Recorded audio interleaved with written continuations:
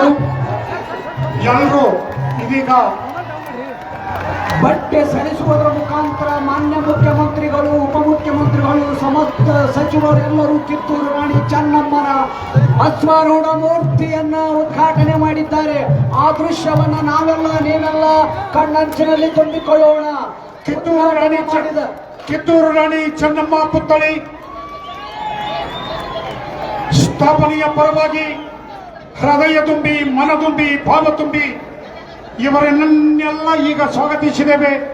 ಇದೀಗ ಮಾನ್ಯ ಮುಖ್ಯಮಂತ್ರಿಗಳು ಮತ್ತು ಎಲ್ಲ ಅತಿಥಿ ಮಾನ್ಯರು, ಎಲ್ಲ ಸಚಿವರು, ಶಾಸಕರು ಪುಷ್ಪಾರ್ಚನೆಯನ್ನು ಸಲ್ಲಿಸುತ್ತಿದ್ದಾರೆ. ಚೆನ್ನಮ್ಮನ ಮೂರ್ತಿಗೆ ಪುಷ್ಪಾರ್ಚನೆಯನ್ನು ಸಲ್ಲಿಸ್ತಾ ಇದ್ದಾರೆ. ರಾಜ್ಯದ ಎಲ್ಲ ನಾಯಕರು, ರಾಜ್ಯದ ಎಲ್ಲ ಸಚಿವರು, ರಾಜ್ಯದ ಎಲ್ಲ ಬಂಧುಗಳು.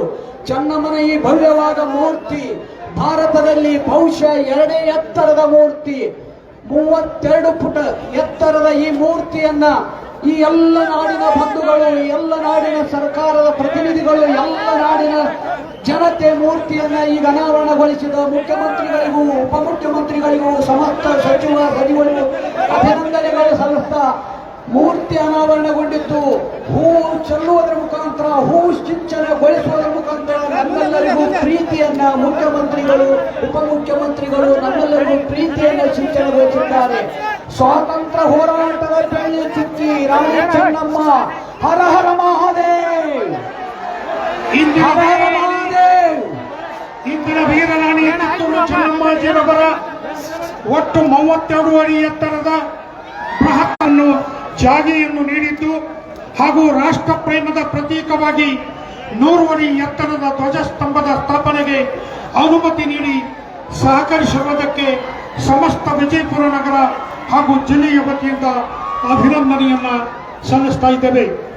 ಸನ್ಮಾನ್ಯ ಶ್ರೀ ರಾಮಲಿಂಗಾರೆಡ್ಡಿ ಸಾರಿಗೆ ಮತ್ತು ಮುಜರಾಯಿ ಸಚಿವರು, ಕರ್ನಾಟಕ ಸರ್ಕಾರ, ಸನ್ಮಾನ್ಯ ಶ್ರೀ ಸಿದ್ದರಾಮಯ್ಯ ಮುಖ್ಯಮಂತ್ರಿಗಳು, ಕರ್ನಾಟಕ ಸರ್ಕಾರ, ಸನ್ಮಾನ್ಯ ಶ್ರೀ ಡಿ ಕೆ ಶಿವಕುಮಾರ್ ಉಪಮುಖ್ಯಮಂತ್ರಿಗಳು, ಜಲ ಸಂಪನ್ಮೂಲ ಸಚಿವರು, ಸನ್ಮಾನ್ಯ ಡಾಕ್ಟರ್ ಎಂ ಬಿ ಪಾಟೀಲ್ ಬೃಹತ್ ಮತ್ತು ಮಧ್ಯಮ ಕೈಗಾರಿಕಾ ಸಚಿವರು,